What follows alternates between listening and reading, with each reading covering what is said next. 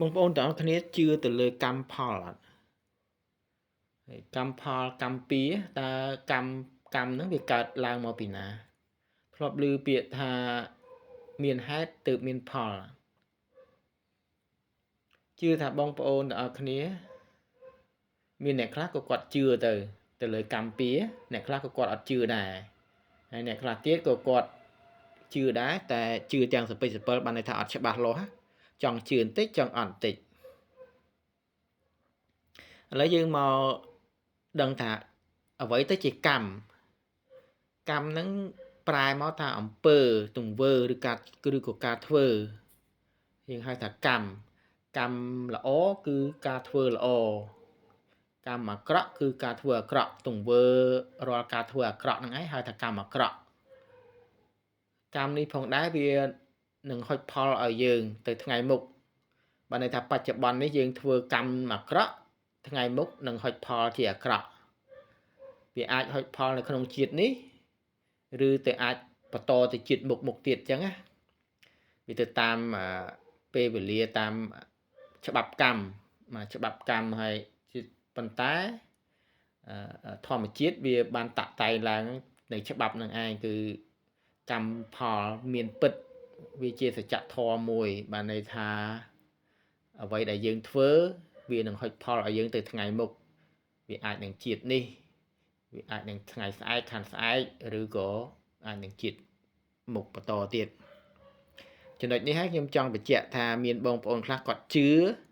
បងប្អូនខ្លះគាត់មិនជឿហើយបងប្អូនខ្លះគាត់សពេចសពិលក្នុងនេះគាត់មិនជឿប្រសិនបើគាត់អត់ជឿថាស្លាប់ហើយមានចាប់ជាតិជាថ្មីគាត់អត់ជឿកន្លែងហ្នឹងគាត់យល់ថាមនុស្សយើងតាស្លាប់ហើយគឺសូន្យហើយអញ្ចឹងអត់មានអីត្រូវចាប់កំណើតឡើងវិញទេដូច្នេះហើយគាត់អត់ជឿទៅលើកម្មផលទេអត់ជឿទៅលើកម្មពៀទេមនុស្សប្រភេទនេះគឺគាត់នឹងធ្វើអាក្រក់ហើយបានន័យថាគាត់អត់ខ្លាចនឹងអំពើអាក្រក់ទេពីព្រោះគាត់ថាតែស្លាប់ទៅគឺសូន្យអញ្ចឹងអ្វីដែលគាត់បានសាងឡើងគឺវាអត់អាចហុចផលឲ្យគាត់ទេអាហ្នឹងជាចំណុចមួយចំណុចមួយទៀត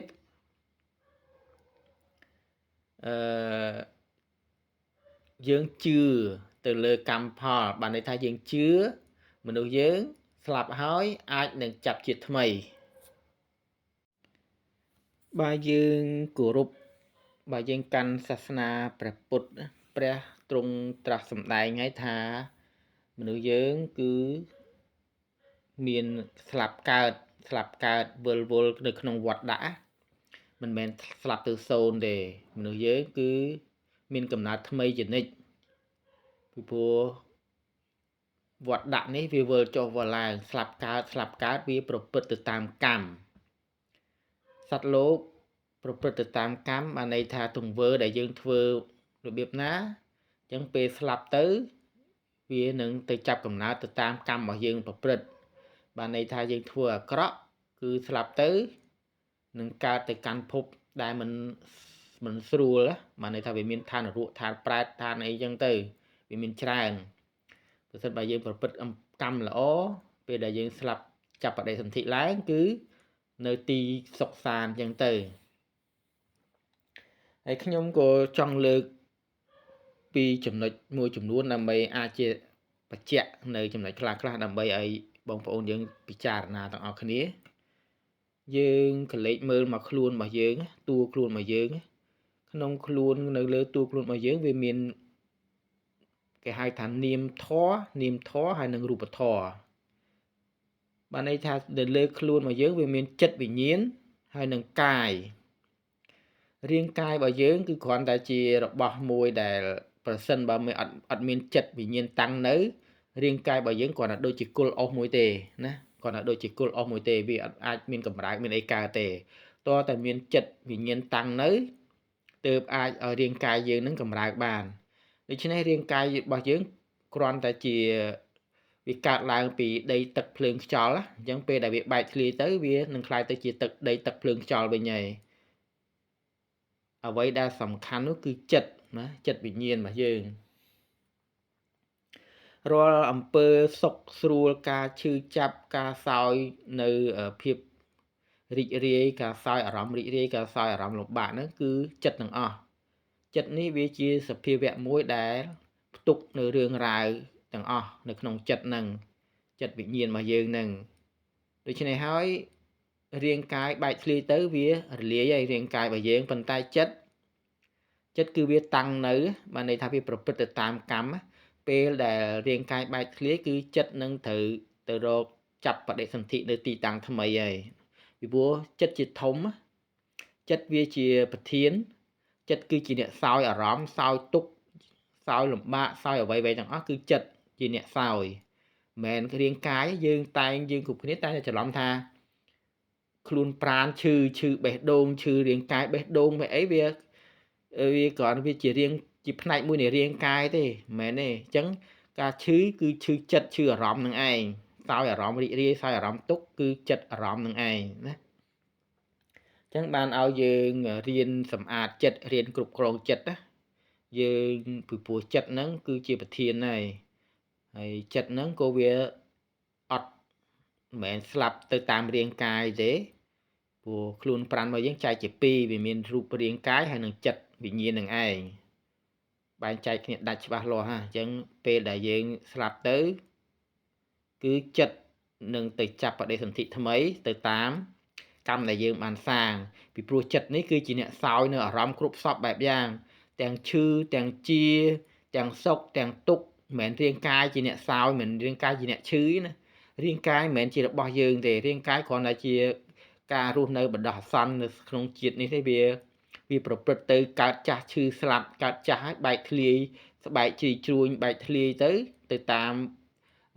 ការផ្គុំឡើងនៃដីទឹកភ្លើងខ្យល់វិវត្តទៅតាមធម្មជាតិ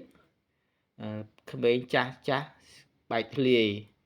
ចិត្តរបស់យើងគឺអត់ទេចិត្តរបស់យើងគឺបន្តទៅតាមវដ្តដាក់បានន័យថាកើតស្លាប់ជាហូរហែហើយជីវិតរបស់យើងយើងម្នាក់មិនដឹងថាប្រមាណ100ប្រមាណពាន់ប្រមាណលានជាតិមកហើយទេបានថាកើតស្លាប់មិនដឹងថាយើងពីមុនជាសត្វអីហើយមិនដឹងថាយើងស្លាប់ពីនេះទៅចាប់ខាងមុខទៅចាប់បដិសន្ធិទៅជាអ្វីជាប្រែតជាសត្វជាស្អីអញ្ចឹងបានថាគ្រប់យ៉ាងវាប្រព្រឹត្តឡើងតាមកម្មអញ្ចឹងកម្មរបស់យើងហ្នឹងគឺជាទង្វើដែលយើងធ្វើនឹងឯងទង្វើបច្ចុប្បន្នដែលយើងធ្វើល្អអាក្រក់វាហុចផលឲ្យទៅថ្ងៃមុខវាគឺជាច្បាប់ធម្មជាតិវាគឺជាសច្ចភាពបានន័យថាអត់អាចផ្លាស់ប្ដូរបានទេឥឡូវយើងមកបកមកអ្នកដែលគាត់អត់ច្បាស់ពីចំណុចថាហេតុអីបានជាគាត់អត់ច្បាស់គាត់អត់ជឿបន្តិចអត់បន្តិចគាត់ឃើញមានគាត់សង្កេតឃើញគាត់ឃើញមានមនុស្សខ្លះធ្វើអាក្រក់ប៉ុន្តែអត់ដែលឃើញមនុស្សហ្នឹងទទួលបានផលអាក្រក់វិញហើយតែងតែឃើញគេសប្បាយរីករាយមានលុយមានកាក់មានទ្រព្យសម្បត្តិស្ដុកស្ដំអញ្ចឹងណា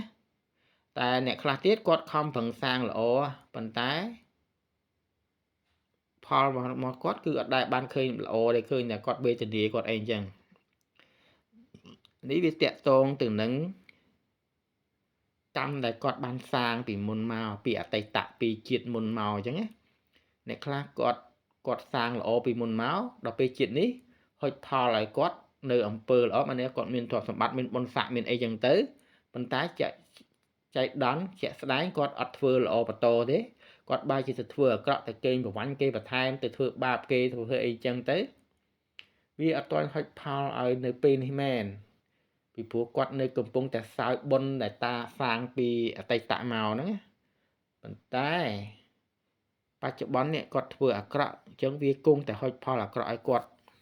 នៅថ្ងៃមុខទេ